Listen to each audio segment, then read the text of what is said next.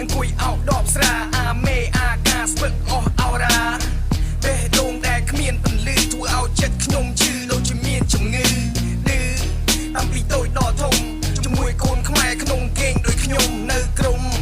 ខ្លាចអត់ខ្លាចឃ្លានចូលលក់អាភៀនឲ្យអ្នកជក់គ្រឿងញៀនឲ្យភ្លៀមចង់មានចង់បានខោអាវថ្មីមាសពេជ្រស្រីក្នុងឡានមិនខានធ្វើមិនដេកឲ្យរស់កុំមកចិត្តខ្ញុំប្រយ័ត្ននាងខូចឈ្មោះពីព្រោះរៀមរស់នៅដូចចៅកំភ្លើងជាប់ខោជិះឡានអត់សោក្រពេកគ្មានស៊ីគ្មានដេកធុញដីធុញមេធុញជក់បរិសេកូនប្រុសហ៊ានស៊ីហ៊ានសងផ្លោះតបងអាការជាប់ខ្នងហងច្បាប់ដេញចាប់ខ្ញុំចងបើសិនខ្ញុំស្លាប់ដុតធូកឲ្យផង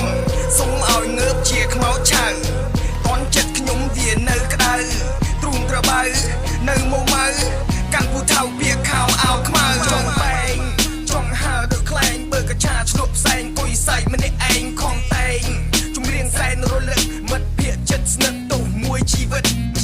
នាំគ្នាសំលៀងកំបិតសាសខ្មែរក្នុងគុកគ្មានគេចូលចិត្តបាបកម្មព្រោះតែចិត្តខ្លាំងជាប់គុករាប់ឆ្នាំគ្មានស្រីណាចាំយើងខំមាត់សំគាត់ភ្លើងបើមិនស្ទាត់គុំឈានជើងផែនដីសិតតែឆ្លើងណាស់ហើយចុះខ្លួនក៏ខុសរឿងខ្ញុំខ្សែវែងជាងអំបោះ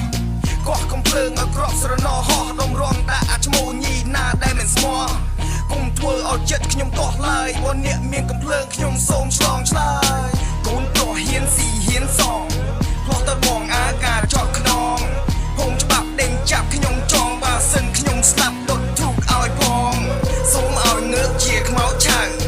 តន់ចិត្តខ្ញុំវានៅក្តៅទ្រូងត្របៅនៅមកម៉ៅកាន់ពូថៅវាខោអាវខ្មៅបើមិនហ៊ានកុំបង្កើតសង្គ្រាមពួកម៉ាក់គ្នាខ្ញុំសិតតែខ្មែរកកឈាមចេញពីគុកមានគេស្អប់ពេញស្រុកមានគេសើចសប្បាយពីឃើញខ្ញុំកើតទុកឈឺជុកនឹងខ្ញុំធ្វើអ្វីបើក្តិតមិនលមាស់ខំរុកធ្វើអីអ្នកទាំងអស់ប្រយ័ត្នសំដីខ្ញុំនឹងលួចកូនស្រីធ្វើអ្នកនាងកងរៃចង់ជេរហៅខ្ញុំស្អីទៀតហៅខ្ញុំសិតតែចៅម៉ាសៀតប៉ុន្តែខ្ញុំសូមជម្រាបកូនស្រីអ្នកទាំងអស់ហៅខ្ញុំបងសូភាឌៀងកំភ្លើង45ទទុលអង្គុយផឹកស្រាឆ្នាំតពុល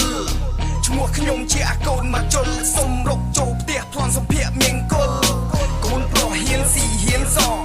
ផ្លោះតបងអាការជាប់ខ្នងហងច្បាប់ដេញចាប់ខ្ញុំចងបើសិនខ្ញុំស្លាប់ដុតធូកឲ្យផង